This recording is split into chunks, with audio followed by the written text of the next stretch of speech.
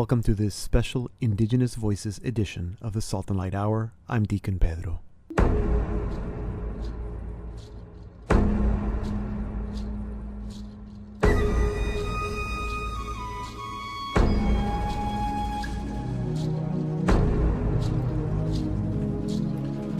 A few months ago, we started Indigenous Voices, a little series within the Salt and Light Hour to help us get to know Indigenous people and to learn about their culture, their languages, and spirituality in the context of the journey towards healing and reconciliation.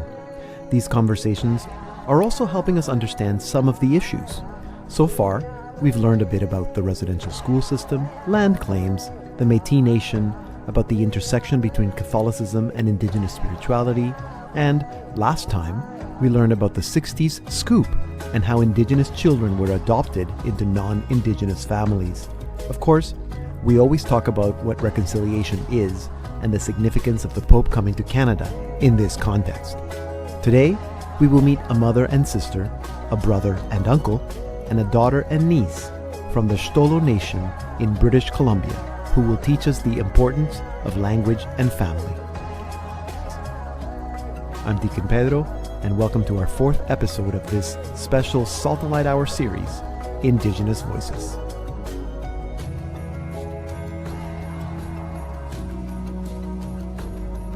Ginny Peters and Gerald Phillips are brother and sister who live in a community east of Vancouver on the mainland in British Columbia. I'll let them take it away from here.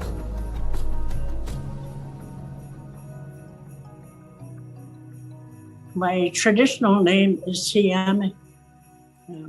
My name is Virginia Peters, and I come from the Phillips family. My parents were Nancy and William Phillips. They were born in 1907. They both went to residential school from 1916 to 1925. And so from there, they were forbidden to speak our language and any of our cultural ways. They couldn't practice those at all. And so when they got married in 1925, they had 12 of us. Yes, so we have the youngest crop that are still here. I have a brother named Reg, and he's 82. Yeah, and I'll soon be 80. I have a sister, Pat. She's 77, and Gerald is 74. Oh, And Ginny, I'm so glad you told us how old you were, because I didn't know if I should ask, if it was appropriate for me to ask. Thank you. And since you mentioned your brother, Gerald, who's there with you, Gerald, tell us a little bit about yourself. Yes, thanks, Pedro. A little about myself is that I'm just now retired for just about 2 years. I was a logger most of my life. I sat on the chief and council table for 4 terms. And then I got married in 1966, and I have a wonderful, wonderful wife who's very, very good. And I had 2 daughters. I only have 1 daughter here. I lost my baby girl just about 2 years ago, and that was a sad time. But we're doing the best that we can, and that's a hard time. But I have family, and that's who I rely on a lot. And I'm so thankful to my mom and dad for all the things that they showed us. They showed us how to survive. I think that was the main thing, because our culture was forbidden, and our language was forbidden. I didn't even know that when I was a young boy. And then I started learning a little bit about what was going on. And then to me, our family now met everything to me. We were very close, and that's the way that our parents brought us up, is always to be together. You know, it made life so much easier. And I went to Chehalis Indian Day School, and I think that was in 1951 or 52. And I was there for 7 years. And then at that time, we didn't have to go to residential school. And I was really upset with my brother and my sister when they would leave home. And I used to always ask my mom and dad, where are they going and how come? He says, oh, son, they have to go to school. And so he said, you know what? They have to do that to learn. And that's all I knew about residential school. But it was separating our family. And as the baby of the family, it really hurt me.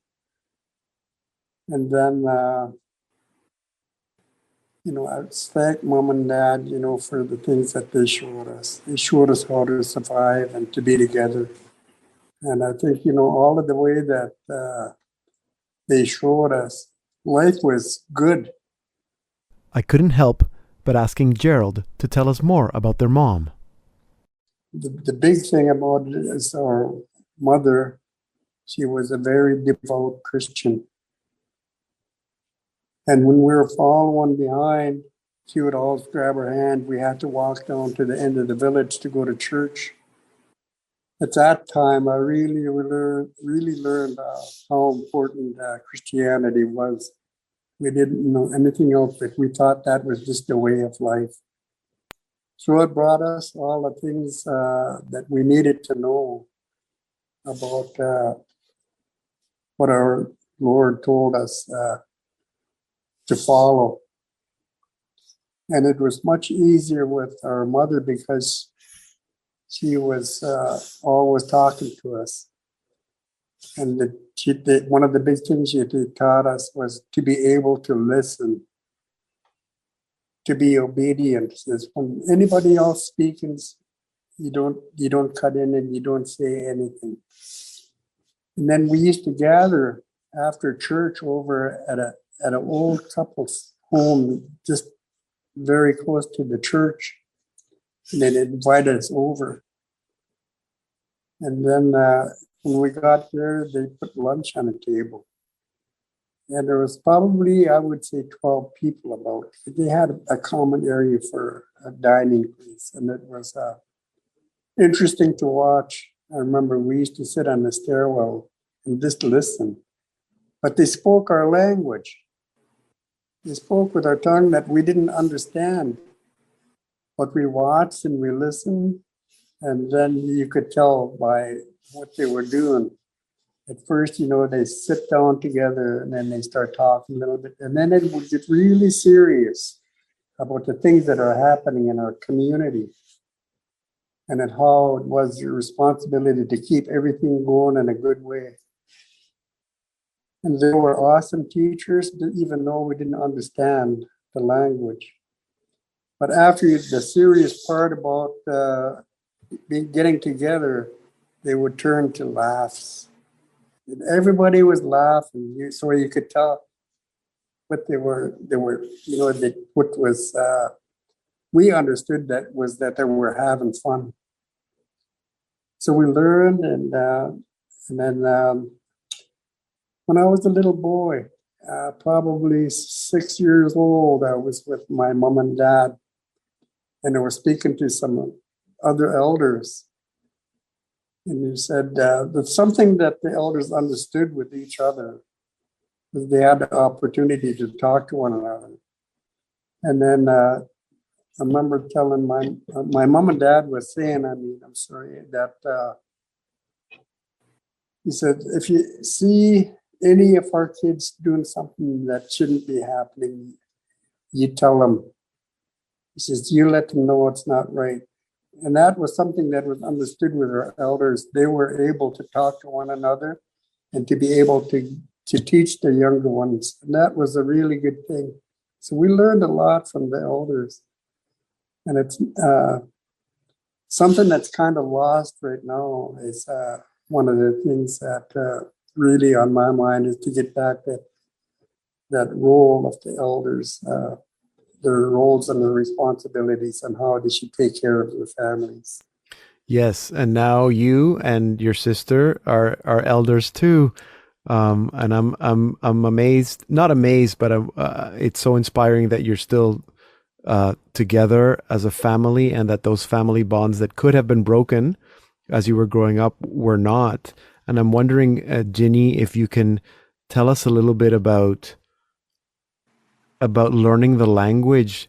It sounds like you were able to learn the language or some of those cultural aspects from your parents? As we were growing up, we could hear our mom and dad speaking in our language called Halkamilan. And but we didn't know what they were saying. The only thing I can really remember is the rhythm of it, how they spoke the language, and the gestures that they made. They didn't teach us the language. They didn't teach us our culture.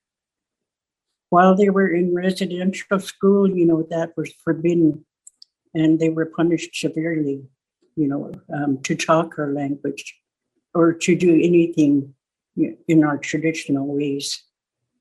And they, began to feel ashamed of who we are. They didn't want us going through that. They didn't want us to be ridiculed and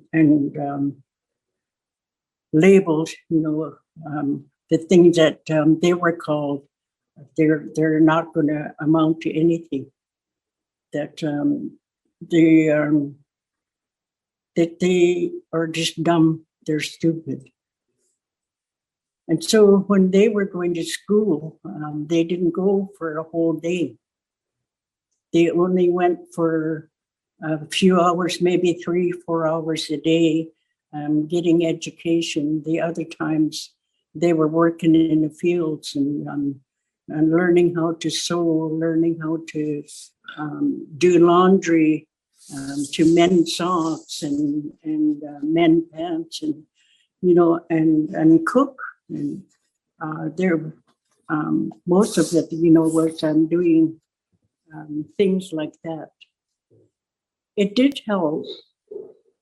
It gave us a lifetime of loss of who we were and our own language. And it didn't start coming back until the early 70s. And we had a few elders, and my mom was one of them, that went to teach the Halkamilan language in the school. And it was very, very difficult. And they had to have tremendous patience because the kids would become unruly. When these times happened, the parents didn't know how to parent anymore. Grandparents lost their voice to pass on the teachings because many of them lost that through residential school. So the parenting roles, were, almost non-existent with some of the families. But there's some allowance, Gerald mentioned, how our mom was. Our dad was always a good provider. He made sure, that we had shelter and we had food and we had their love. Although they couldn't speak the words, "I love you." That was taken away from them when they were in residential school as well. Yeah, it was very difficult. And our mom, she was a devout Catholic, and our community is, for the most part, Catholic. And when the oblate priest started coming here, we still didn't have road. We had to come by canoe. Then the masses then were in Latin. Yes. So we knew Mass, through that language.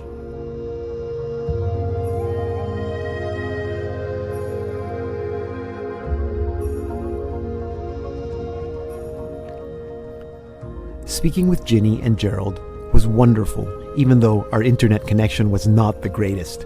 Perhaps that's an analogy to what it's like not having a language, how it affects our communication. We don't really understand how important a language is in defining not just a people, but an individual's identity. Sadly, we cannot really ever understand how important a language is until it is taken away. We also don't really understand the prominent role that elders have in Indigenous communities and the importance of family for Indigenous people. One of Ginny's daughters is Vange Point.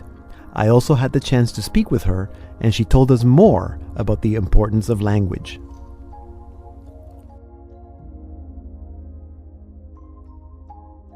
Hayakla Telskwi Talito Quats de Elis. My name is Vange Point. I'm from Chehalis.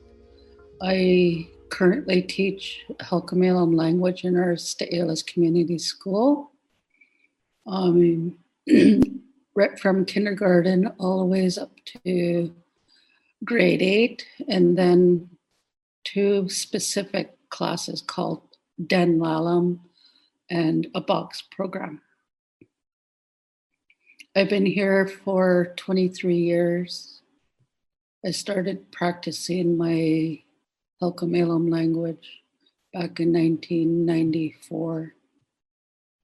Speaking of 1994 is when my grandmother was on her deathbed, Nancy Phillips. She came down with cancer, and we had to take care of her year or around the clock. There was 3 of us granddaughters that took turns and had shifts to go and care for her. So I was a mother of 2 little boys at the time. So I had plenty of time to go and help care for her. She's taught in our community school for 25 years. And that was her life. Halkomelem language, or Indigenous language, and she was also a church follower. She would always make it to church, and she passed that on to my mom, and then my mom passed it on to me and my siblings, and now I have 8 grandchildren, but basically only 1 follows me for now. Vange also told me how important faith has always been for her. I've been brought up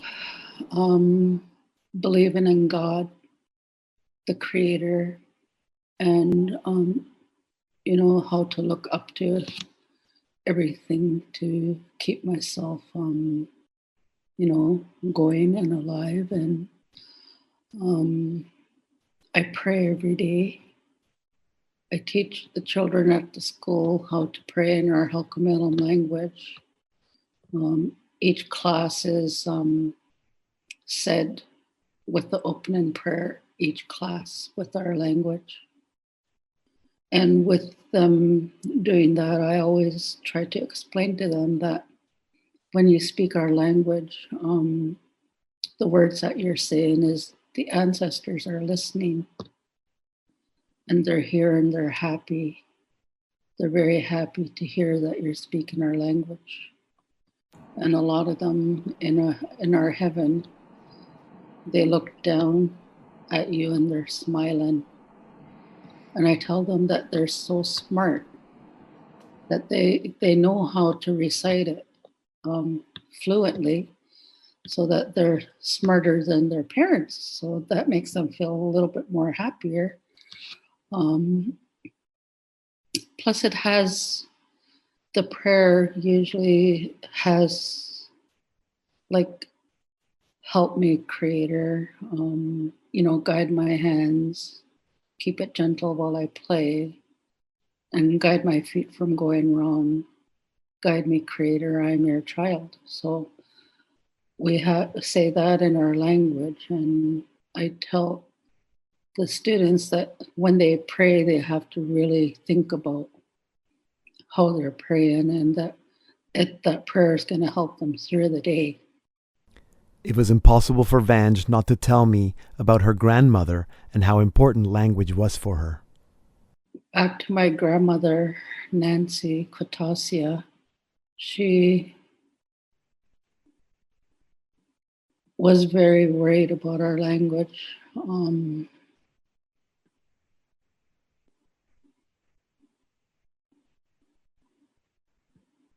She didn't want it to die.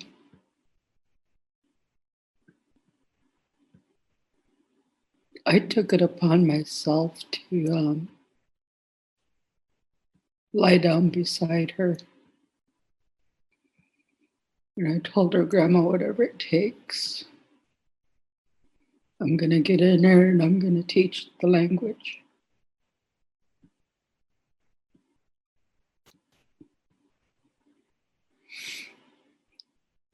After saying that, it finally dawned on me what a promise I made. The hugest promise in the whole wide world to my grandmother. I went outside and looked around for a while, and then when I looked up, there was a coyote standing there looking at me. The coyote was very old. He didn't seem vicious or anything. He just looked at me in the eye. And I told the coyote, I know why you're here. You're here to take my grandmother.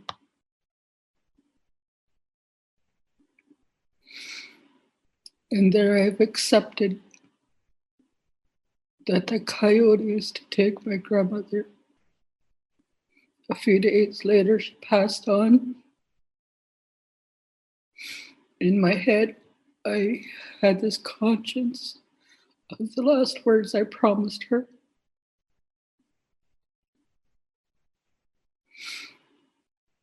Not too long later, an opportunity did come up with the Stalo Nation in Chilliwack, offered up immersion program of Halkomelem language.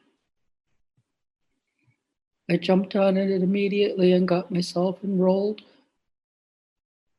I went there for 5 straight months, 5 days a week, 5 hours a day, learning our language.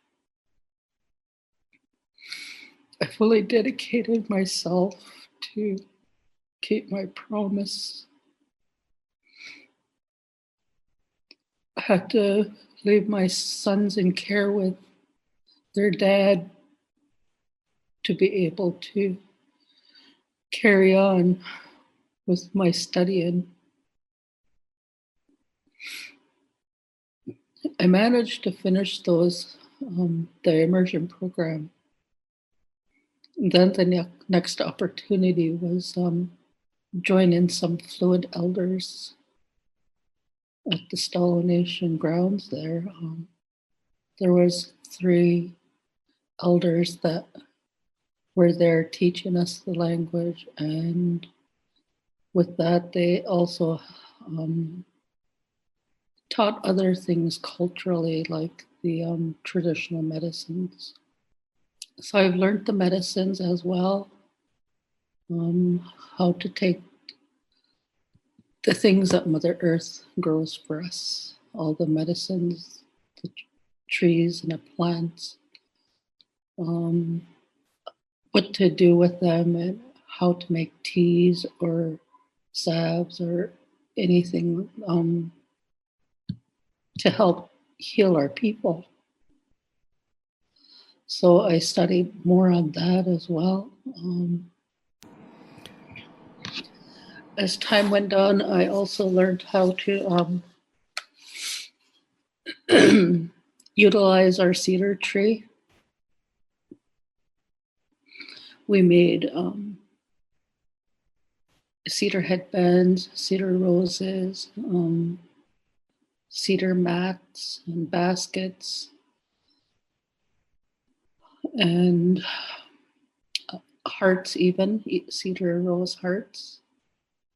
So I was able to pick up all of these things from the elders. And to me, the elders passing on their knowledge and finally revealing it to the ones that really wanted to learn.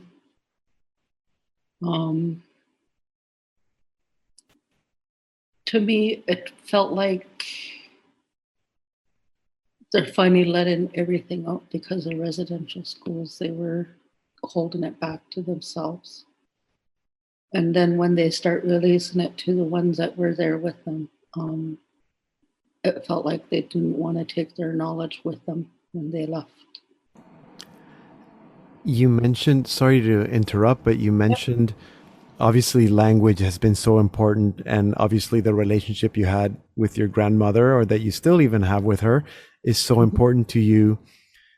For people who don't really understand that concept of language, how would you explain to a non-Indigenous Canadian the significance of having a language? And I'm thinking even some of the other cultural aspects that you mentioned about the medicines or using cedar, how hard that would be if you did to learn that or to pass that on if you did not have the language.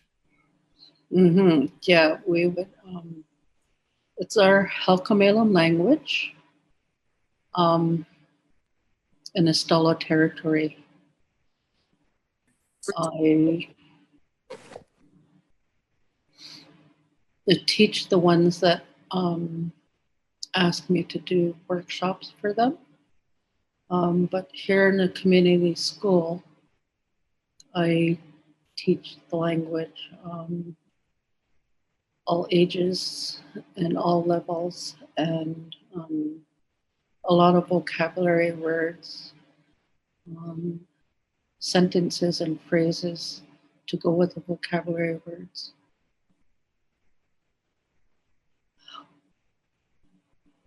With the traditional medicines, I do workshops, plus I also implement it into our school curriculum here, where we would focus on probably 4 or 5 plants only to show the children what they are and the uses, especially for mosquito bites, spider bites, and all that kind of stuff, cuts, scrapes, and bruises. So they really like that. It's good to take them out on an adventure and show them the land. Yeah. And they're happy with it. So I also get called on now to do medicine walks, medicine talks, and as time went on, and then I just started creating my own books for different types of groups of people that have asked me to come and focus on traditional medicinal plants and uses. How is the use of language in your community now? Are there more and more young people learning the language? Is it something that you feel is coming back? It is coming back, yes. And with the help of Jimmy Deacon, we're now implementing our language into our church, our community church.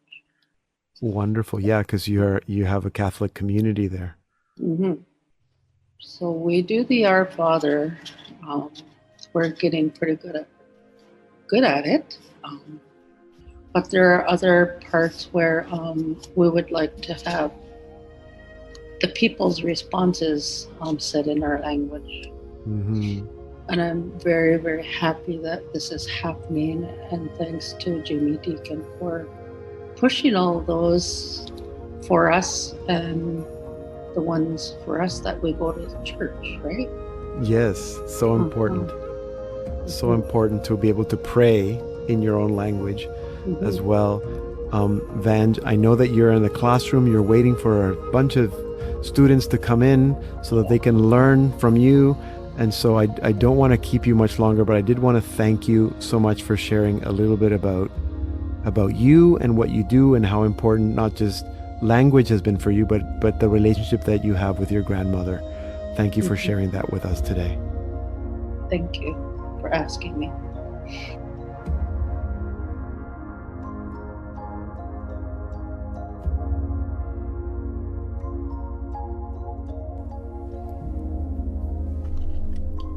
It is so important to pray in your language. Those of us who have not lost our language don't really understand how profound that is. Vange also said that when you're speaking your language, the ancestors are listening. That is a beautiful concept. It is inspiring how Ginny has passed on their language tradition. It is inspiring how Ginny has passed on their language, traditions, and Catholic faith to her children. Vange had a whole group of young people arrive for language class. Here again are her mom, Ginny, and Uncle Gerald.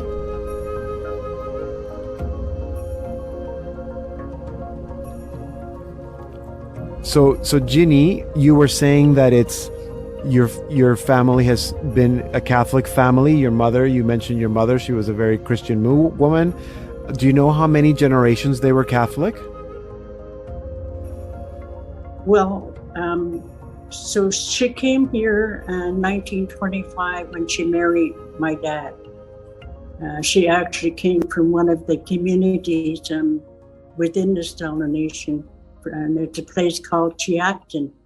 That's where she was born and brought up. But when her mom passed away, they had to go to residential school because the father, our grandfather, couldn't bring up all of the children himself. So they all ended up in residential school.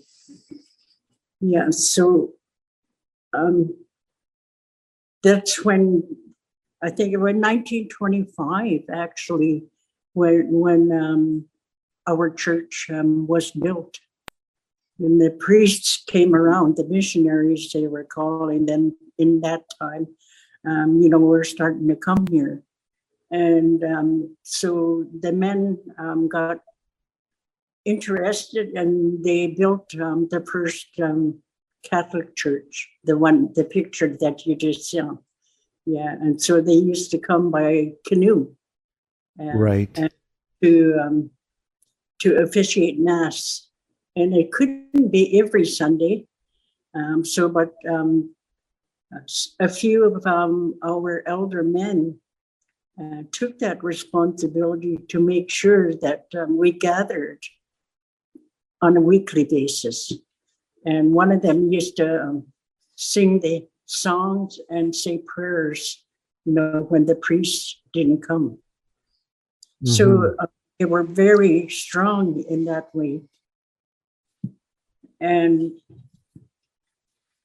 we had, as time went on, and I call this the dark era, and the liquor stores and beer parlors opened to our people in around 1955. So a lot of the guys started to consume, and a lot of them became alcoholics because it's something foreign to our bodily chemistry. So they were easily, became alcoholics. And so life really kind of changed. And then when these elders that passed away, then there was really no we didn't have that leadership anymore. But by then, we had roads. And so the priests were coming in like on a weekly basis. And they were the oblates of Mary Immaculate, that were coming in. And I think a lot of them resided at St. Mary's School residential school at Mission. So after those elders left, then our mom kind of took over. She would say the prayers and lead the songs in church, because one of the old men used to lead the hymns. But he, after he passed, then our mom took it over. We didn't have music, but, we sang. And so it seems, that our mom, she became a strong leader with the church.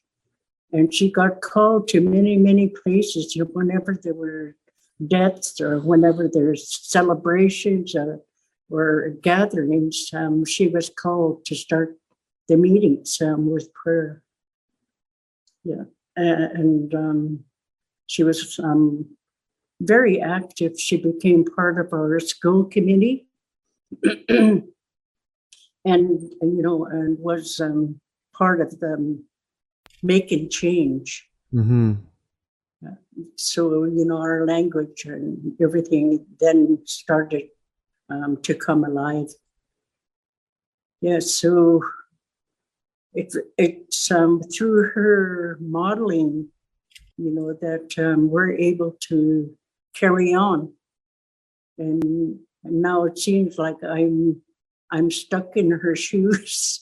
And I get called all over the place now to do what she was doing.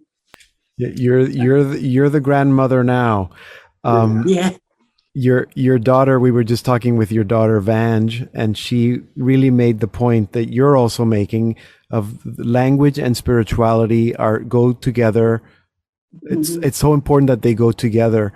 And I think for some people who maybe have not lost the language or are not spiritual, maybe they don't understand that. And I'm wondering, Gerald, what do you tell people who don't understand how an Indigenous person like you can be Catholic? Do you see that there's any conflicts between Indigenous spirituality and the Catholic faith, or do you see that those two work well together? They all seem there's complementary ways with our spiritual ways, our cultural ways. We're always thankful to the Creator, for all the wonderful things that we have. And then we're always opening up anything that we do, any ceremony, any meeting that we have. We thank the Creator for gathering us in a circle, and we ask Him to put all our minds and our hearts together on what we're working on. I know for me, it was, I followed the church until after I was married. I got married in 1966, but I still followed the church. And then when our spirituality, culture came back to us, I wanted to be able to be a teacher, so I really listened to the elders and how they take care of their own people. But I am so grateful to Christianity, because at the time I was a young boy, that was all the only thing, that belief that we had. There was no other beliefs at that time. And then I really learned to be able to talk to God a lot whenever I needed help. And it was something that I was telling my kids, I said, we have to be thankful for everything that we have, and we have our Lord to thank for that, because it's with His generosity and with His teaching. He showed us how to live and to be able to help the younger generation. And it was when I found out about residential schools and whatever happened, it was a really hard pill to swallow. And but I have so much respect for Deacon Jamie and his wife Connie. I said, I don't hold anything against them, because they're carrying on in such a good way that they're so open to our community members. And you could see the trustfulness in that.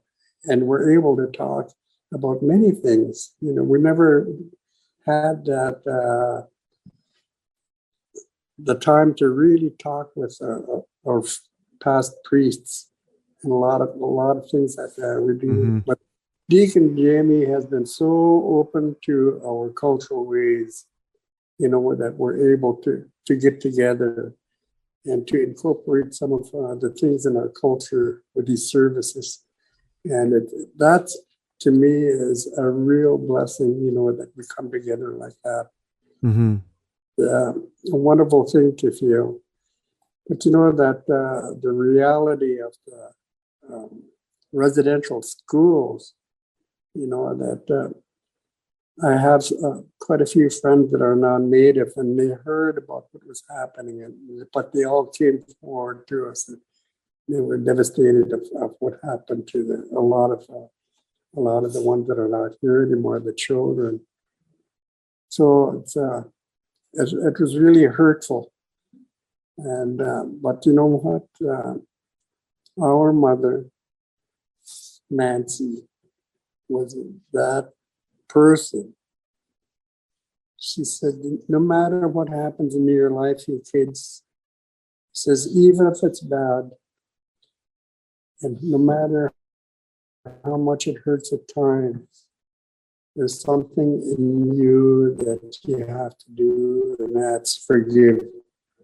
And I think, that's one of the biggest things that our mom taught us. I said, if there's anybody that won't like you or try to hurt you, don't put them down. Mm-hmm. And again, you can't help what you're doing. Yes.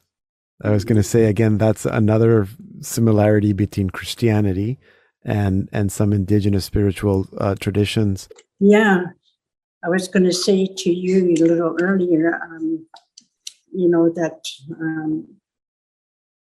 I think my religion, my being a Catholic, and also being a member of the spiritual winter dancer, they really complement each other.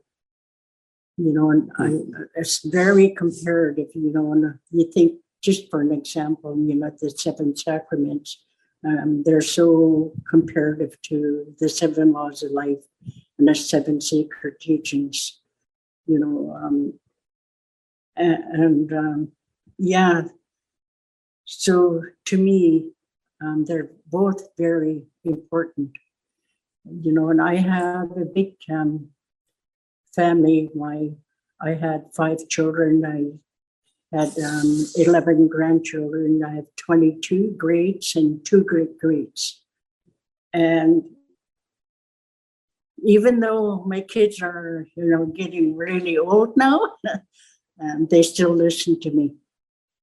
And their children, they, like Mom would always teach us, coming to church is really important. And what is happening now, is we're able to bring in some of our own ways into the church, where it was really forbidden in the past. It's we first started, and we brought the feather and the drum.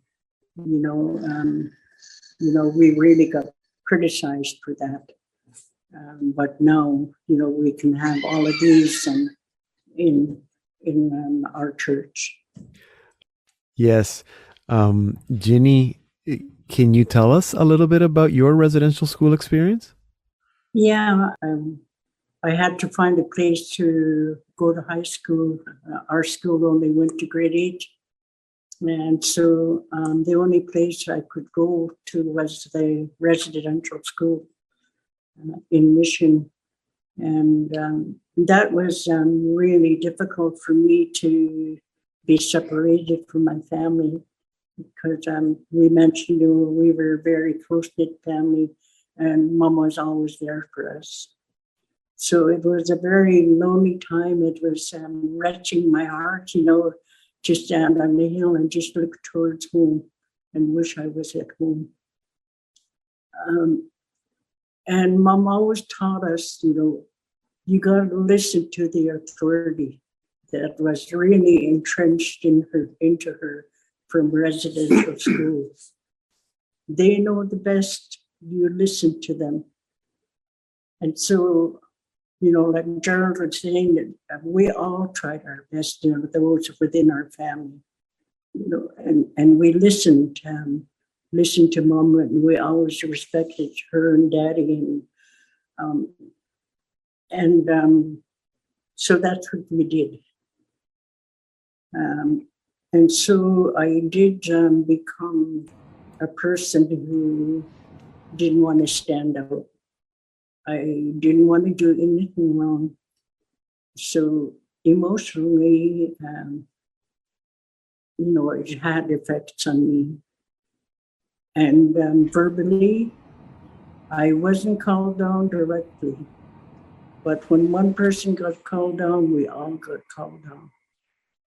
If one person did something wrong, we were all punished.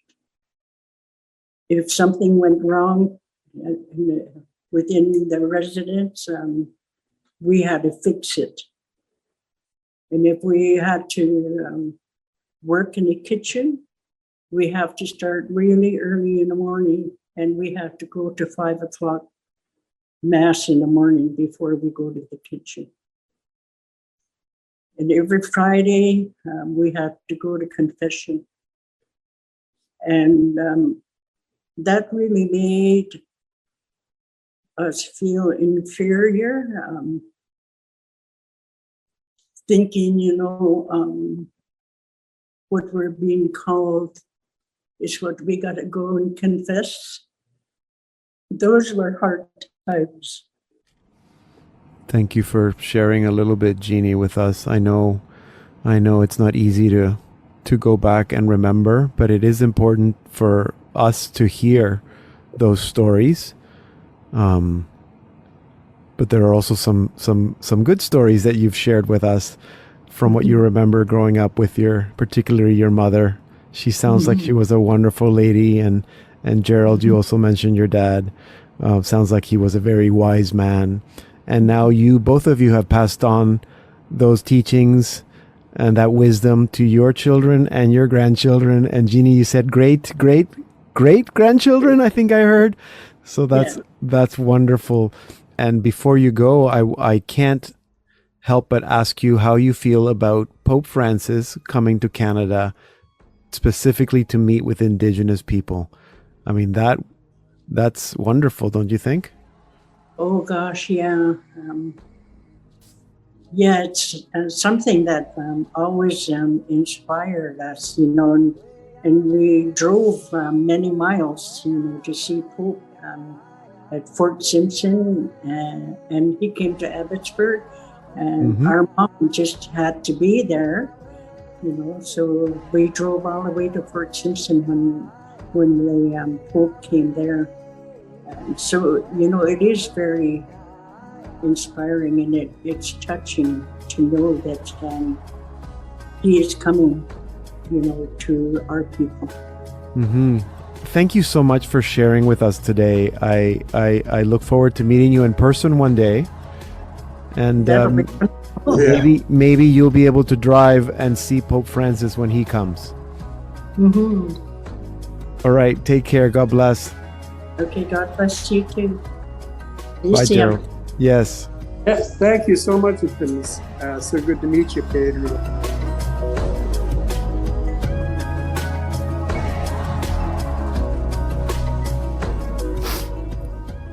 Without a language, you don't have culture. Imagine teaching your children about some traditional recipes without the language. Imagine teaching them prayers or other traditions, dances, or celebrations without having a common language. It's very hard. I spoke with Ginny and Gerald much longer than the time allotted for this program, and they told me many more stories of when they were younger. What was really clear in everything they said, and in everything Vange said, was that sense of family. They all spoke highly. Both Ginny and Gerald spoke highly of their parents and how important family is, how family learns from each other, protects each other, and sticks together. And that is what Ginny and Gerald have done, despite all the challenges. And that in itself is a great example to us. And for that, I am grateful.